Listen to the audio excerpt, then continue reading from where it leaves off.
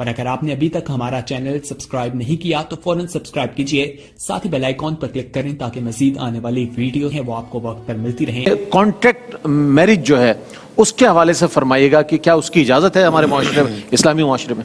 ہاں، یہ جو کانٹریکٹ میرج ہے، ایک تو ہوتی ہے کہ آپ واقعی نکاح کرتے ہیں اور اس میں نکاح کے لیے کوئی وقت متعین کر لیتے ہیں پیسے کے بدلے میں، اس کو شرعی اصطلاح میں متعہ کہتے ہیں، جو شروع اسلام میں جائز تھا، پھر سرکار نے منع کیا، پھر جائز ہوا اور پھر قیامت تک کے لیے منع کر دیا گیا۔ جب خیبر کا قلعہ فتح ہوا اس کے بعد سرکار نے قیامت تک کے لیے منع کر دیا۔ اس کی صورت یہ ہوتی ہے کہ آدمی ایک عورت سے کہے میں تم سے 1 سال کے لیے نکاح کرتا ہوں اور اتنے تمہیں پیسے دوں گا، یہ۔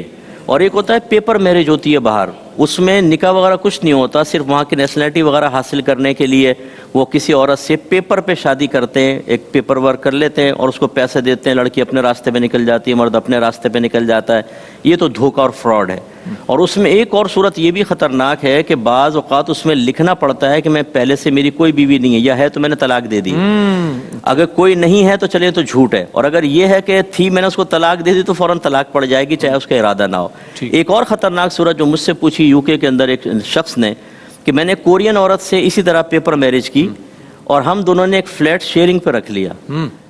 پہلے یہ سوچا تھا کہ پپو ہوں میں بالکل وقت کا خواجہ حسن بصری، لیکن کہاں رہا خواجہ بصری، نہ خواجہ رہا نہ حسن نہ بصری، سب ختم ہو گیا۔ پتہ چلا کہ کچھ عرصے بعد زنا میں مبتلا ہو گیا۔ اب کہتے ہیں صاحب میں اتنا ڈپریشن میں ہوں، ضمیر کی ملامت میں ہوں کہ میں نے تو خالی ویسے سوچا تھا ہم شیئرنگ پہ روم لے لیں گے، اب یہ ہو گیا۔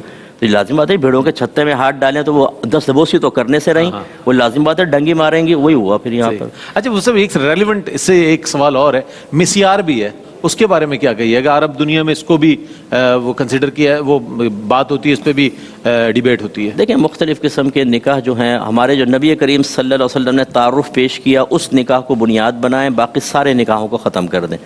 یہ نکاح موقت بھی ہوتا ہے کہ وقت کے لیے بس اس میں پیسہ نہیں ہوتا، نکاح موقت کر لیتے ہیں۔ اس طرح نکاح شغار بھی ہوتا ہے۔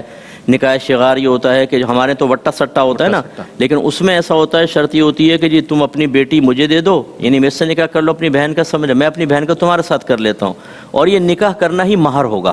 اچھا یہ نکاح شغار یہ تب بنتا ہے، وٹا سٹا منع نہیں ہے، وہ شغار نہیں ہے، یہ ہے شغار۔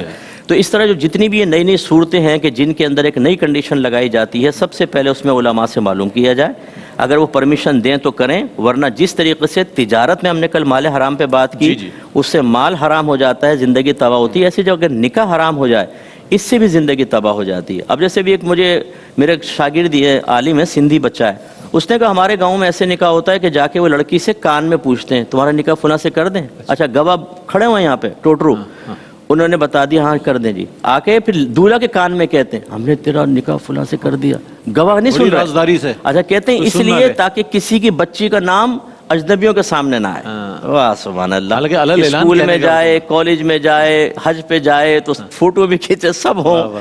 یہ تو نکاح فاسد اگر گواہوں نے نہیں سنا تو بھی بتاؤ، کہیں گے ہمارے تو پورے گاؤں میں سب کے نکاح ایسے ہیں۔ اور نکاح فاسد میں جسمانی تعلق حرام ہوتا ہے اور پیدا ہونے والے بچے ولد الحرام ہوتے ہیں، ولد زنا نہیں ہے، ولد الحرام۔ یہ جہالتیں جو ہیں کہ ہم نئی نئی پھلجڑیاں نکال لیتے ہیں اور شریعت کو چھوڑ دیتے ہیں تو یہ نتیجے نکلتے ہیں۔ ٹھیک ہے ٹھیک ہے۔